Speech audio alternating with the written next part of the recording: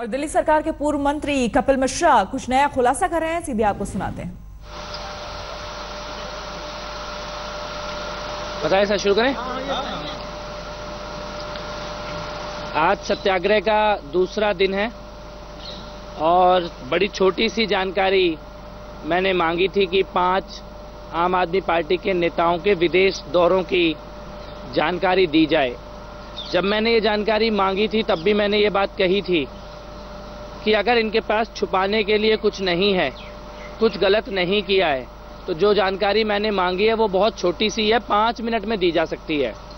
लेकिन जैसा कि अंदेशा था कि ये जानकारी अगर दी जाएगी तो और बहुत सारी गड़बड़ियां खुलती चली जाएंगी, इसीलिए इस जानकारी को छुपाने के लिए फिर से वही बहाने बनाए जा रहे हैं।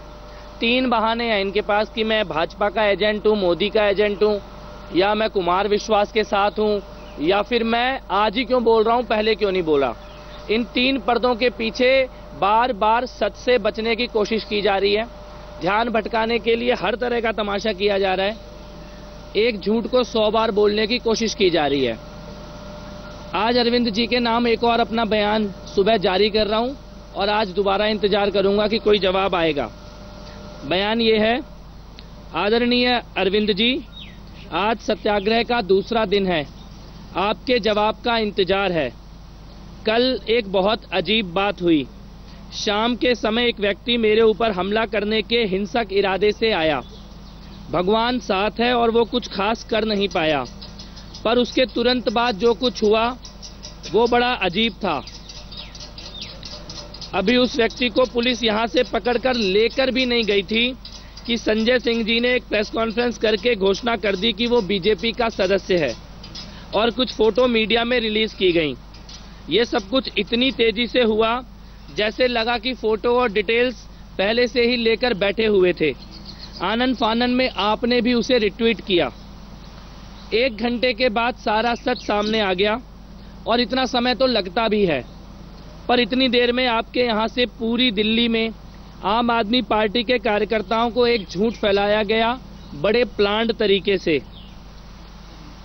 सर, वो व्यक्ति सत्येंद्र जैन जी के साथ मोहल्ला क्लिनिक प्रोजेक्ट में है, पार्टी का कार्यकर्ता है और मुंडका में लाकड़ा जी का प्रचार किया। ये डिटेल सबके पास आ गए। लेकिन मैं केवल ये पूछना चाहता हूं कि आपने इतनी जल्दबाजी में झूठ क्यों बोला, खुद उस झूठ को फैलाने की कोशिश क्यों की? क्या आप सत्य की शक्ति को भूल गए हैं? एक झूठ को सच बनाना, जैसे आजकल आप ईवीएम वाले मामले में कर रहे हैं, ये ज्यादा दिन नहीं चलता है। कल जिस तरह से फेसबुक पर फोटो और बयान दिए गए, मुझे लगा ऐसा ही तो हर बार जब आप पर हमला होता है तब भी किया जाता है। कहीं ये खेल बहुत पुराना तो नहीं है? मैं आज भी अनशन पर हूं। जब तक इन विदेश यात्राओं के सारे डिटेल सार्वजनिक नहीं किए जाते, मैं अनशन पर ही रहूंगा। मैं फिर कहना चाहता हूं, अगर कुछ गलत नहीं किया, छिपाने को कुछ नहीं है, तो ये सारी जानकारी देश को 5 मिनट में दी जा सकती है। और हाँ, मेरे खिलाफ जो पूरी टीम लगाई गई है, उनसे कहना कि पूरा जोर लगा लें, पर मिलना कुछ नहीं। जो कुछ गलत किया होता तो मैं वहीं आपके साथ चुप लगाकर सब कुछ देखता रहता, कहने का साहस नहीं करता।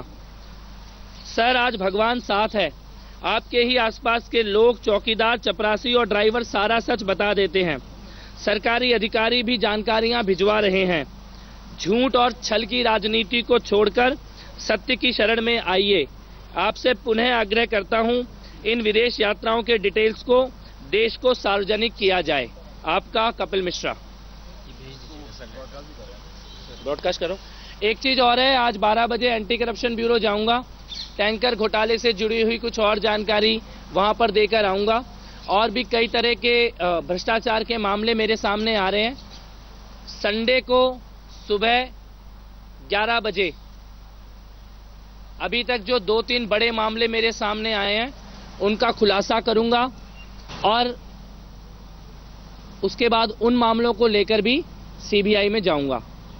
कुल मिलाकर मैं अरविंद केजरीवाल जी से निवेदन करना चाहता हूं, बहुत छोटी सी मांग है।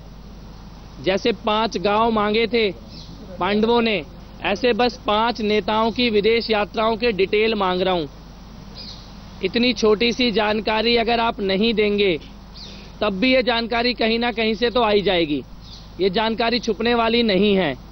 आप फैसला ले लीजिए, आप अपने आप देश को इन यात्राओं के डिटेल देंगे या कुछ दिनों में जब देश को इन यात्राओं के डिटेल मिल जाएंगे तब शर्मिंदा होंगे।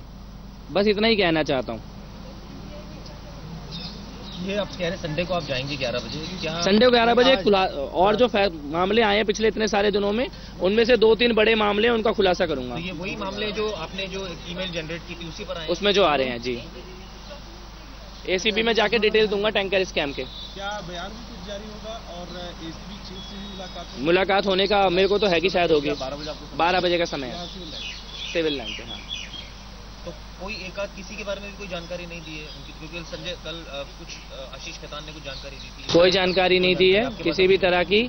संजय सिंह जी ने जरूर कल एक बयान जारी किया, उसमें कुछ विदेशी दौरों की बात की, लेकिन डिटेल उसमें भी नहीं दिए। उसमें उन्होंने बोला कि रशिया में गया था कोई शादी अटेंड करने और मेरे साथ आशुतोष भी गए थे और मैं किराए के घर पे रहता हूँ।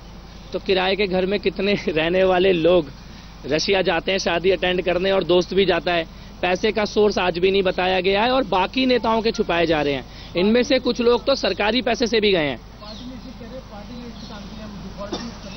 आपको डिटेल देने पड़ेंगे, क्यों गए, कहाँ गए, कितने दिन के लिए गए और किसके पैसों से गए। उन्होंने ये बताया कि वो नेपाल गए थे, वहाँ जब क्राइसिस हुआ था, रशिया गए थे किसी रिश्तेदार के यहाँ, और अमेरिका और कनाडा शायद बताया। पैसे की जानकारी नहीं दी है अभी भी मेरे को। बोला, हाँ, रशिया बोला कि किसी रिश्तेदार ने उनका टिकट कराया। अब तो फिर सभी के टिकट रिश्तेदारी करा देंगे फिर तो विदेशों के। लेकिन मैं ये चाहता हूँ कि राघव चड्ढा, आशीष खेतान, संजय सिंह, दुर्गेश पाठक, सत्येंद्र जैन सरकारी पैसे से भी गए हैं और अननोन पैसे से भी गए हैं। इसके डिटेल जब तक सार्वजनिक नहीं होंगे मैं अनशन पर बैठा रहूंगा। क्या ये जानकारी आप कहीं और से भी इकट्ठा कर रहे हैं? क्योंकि अभी जो पार्टी का मूड दिख रहा है वो ऐसा नहीं लिख रहा है कि वो आपकी पार्टी पे पूरी तरीके से जवाब दे पा रही है। जवाब तो देना ही पड़ेगा। उनको सत्य की शक्ति का नहीं पता। सत्याग्रह के आगे तो अंग्रेज भी झुक गए थे, तो फिर अरविंद केजरीवाल जी क्या चीज है? नहीं, ये जानकारी आप कहीं और से भी ले रहे हैं क्या अभी?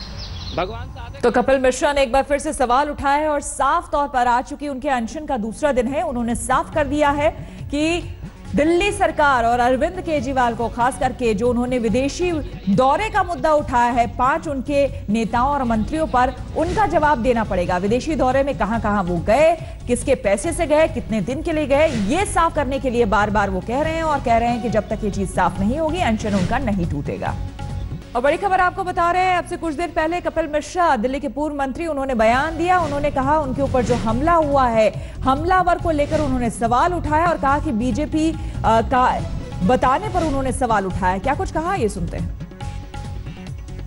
आदरणीय अरविंद जी, आज सत्याग्रह का दूसरा दिन है। आपके जवाब का इंतजार है।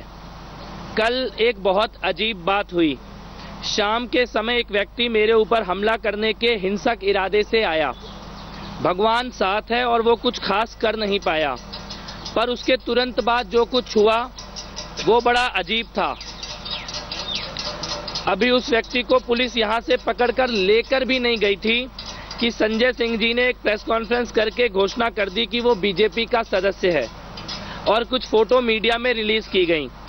ये सब कुछ इतनी तेजी से हुआ जैसे लगा कि फोटो और डिटेल्स पहले से ही लेकर बैठे हुए थे। आनन फानन में आपने भी उसे रिट्वीट किया।